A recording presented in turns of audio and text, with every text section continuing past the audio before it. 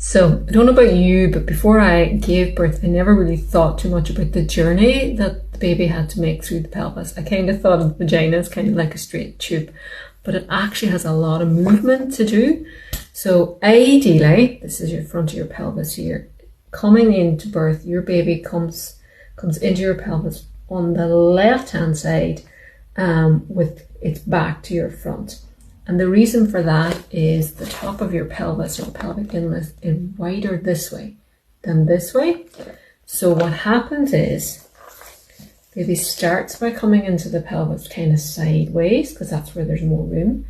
Then it turns around, comes in, their head comes in under this pubic arch and they come down further. Then their shoulders get caught on the mid pelvis.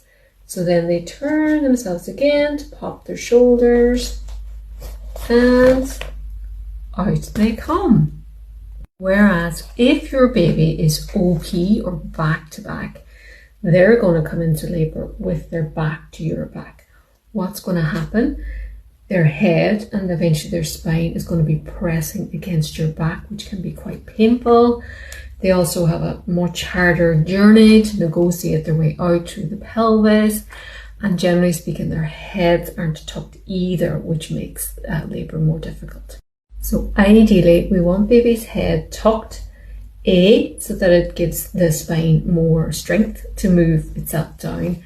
And B, if baby's head is tucked, and this is my coming out of the vagina, the vertex or the top of the head is what is coming out, the smallest surface area, if you like. Okay, if baby's head is untucked, if I let go of this chin, this is what is coming out. So it is much harder. So baby's head is tucked, top of the head's coming out, baby's head is untucked, this is what's coming out. So it actually makes labor harder as well. So having the baby's head tucked, which generally speaking is what happens when baby is front to back, makes labor easier, whereas when baby is back to back, oftentimes baby's head is not tucked.